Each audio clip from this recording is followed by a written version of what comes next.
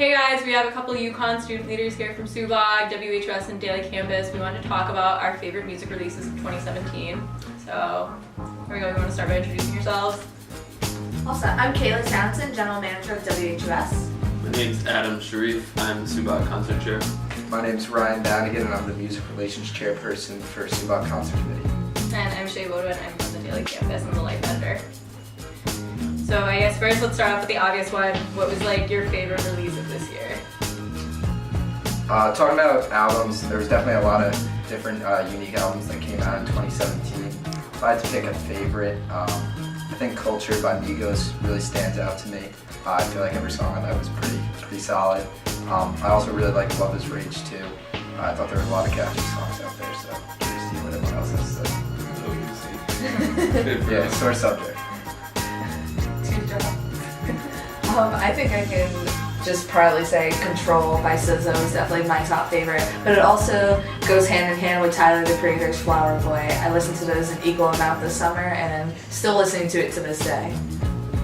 I think, and I have to agree with that, I think SZA's Control was album of the year to me.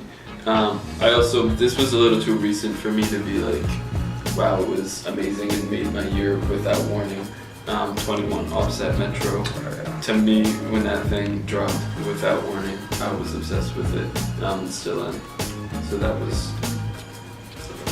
Yeah, mine's like a two-way tie. Again, Control by SZA. I think it's such a raw album, and I think she really like says a lot of things that either people are afraid to say or don't necessarily talk about in music. She's just so open, and Lord's Melodrama, I think that's such a beautiful album, and it's got a whole narrative to it, and she traces, I feel like every emotion you go through, it's known as a breakup album, so every emotion you go through, when you feel a breakup, she has a song for it. Yeah. Literally, as you were saying that, I was like, I forgot 10 albums this year. Jay-Z's album. Yeah. Kendrick's album. Kendrick's album. Completely Damn. I feel like it was so early in the year that we're not thinking about it, but yeah, Kendrick just dropped a bomb.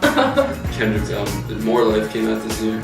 I wasn't a fan of More Life. I love More Life. I just get with Passion Fruit and that's it. I feel like, so I was actually listening to a Rolling Stone podcast, and they were talking about More Life and how it was marketed as a playlist. It was never marketed as an album. So I wonder if they did that so you could just put it on the background, because it's so long. It's 20 plus songs. So I wonder if he kind of did that as a chill, here's some songs I'm just throwing out, with some Caribbean vibe to them, without necessarily trying to put out a full album. Yeah. More Life, Damn, and 444 came out back to back to back. Just hit you. Just hit us. But yeah, those were some good ones. Yeah. So who had the come up of this year? Who was the artist that just rose up through the ranks in 2017? For me, I'd probably have to say someone that's pretty obvious. I think Post Malone really had a big change in relevance, even from when his album dropped until now, even though he hasn't released much new music, just from surfacing videos of him on Twitter and Facebook, you've seen how he interacts live, how he performs. So I think a lot of people, just looking at the charts on either Spotify or Apple Music, songs that came out a year ago were already jumping up. I Fall Apart, once people saw that video, it just jumped straight up.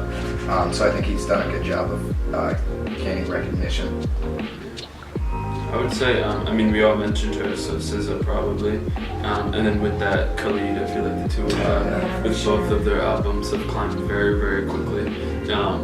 It was Khalid's first, but SZA's second, but I still feel like they both became famous just this year. I have to say King Cruel. He's just this kind of sultry singer from the UK, and previously it just seemed like he was just a hidden indie gem, but next thing you know, all of a sudden he blew up overnight with this album, The Ooze, and now he's blowing up to the point where he's selling out big not stadiums, but bigger venues in New York, and it's well, I remember I was able to see him for $15 and now it's $30 for next year, so I think King Cruel is definitely one of my fave come-ups.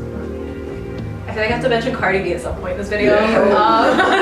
So Cardi B, I feel went from Love and Hip Hop to Grammy nominated throughout 2017. That's what happened. Yeah, amazing.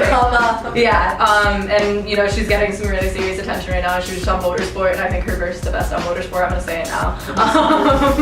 And yeah, I'm excited to see what she has to offer going into 2018 too. Yeah, and it's hard to believe that Migos was I mean, kind of just this year as well. Yeah. Like just in 2017, True. Culture came out, and that blew them up as well. It feels like they've been out forever, but Yeah. I think another interesting person is not necessarily like a rapper or singer, but Metro Boomin, who's been coming out just with like, he's almost next to like every single major like rap song that's out Yeah. now. Like he came out with a new album with Big Sean. He's been doing a lot of like 21 Savage, Offset. they've been So- working a lot. Yeah. That's the thing about Migos, because there are three of them, they're like, they feel like they're everywhere. That's because they are. Like, you have the Migos records, but then you have Quavo on this, Yeah. and you have Offset on this. So it makes it feel like their presence is just... They all just came out with like 30 different Right. songs. Right. And they're still coming out. Like, they dropped that thing, and they were like, Quavo and Travis coming out with something soon too. And I was like, dude, Yeah, that's sure. true. Hey, they don't stop working, I think. I remember watching Donald Glover from Childish Gambino's show Atlanta earlier That this was year, this year, too. and seeing the little Migos cameo and going, Oh yeah. Right. whoa, they're really gonna blow up now. And Yeah. then all of a sudden seeing that evolution of them now, like, when I watched that episode, I'm thinking, the Migos. Yeah, it's like funny now to watch them on like Atlanta. Right. Childish Gambino this year too, now that you mention it. Wait, what was your guys' opinion on, was it Awaken My Love? I loved it. Yeah. I was a fan of Childish Gambino with the more heavier rap, but now he does this nice transition. Even though Redbone became like one of the biggest memes of 2017, I do have to say this transition into everything smooth. When you listen to California, it's just something different. And seeing him live this summer, I was able to catch him at Governor's Ball, and it was just changing. You definitely see the crowd kind of splitting and saying, well, no, I want him to go back and sing these other songs. And you see this now, this new crowd that's like, no, I like this wavier Yeah. Donald Glover. Perfect. I Yeah. love this new. I feel like in that vibe, just in general, his music vibe, the production value of it has been like a new 2017 thing True. with SZA and with Khalid. And then with some of those, even those Post Malone songs that are like Yeah. a little on the cusp, that has been like a lot more popular. So yeah, I think it was the production value of Awaken My Love was just phenomenal. It was like next level. Yeah.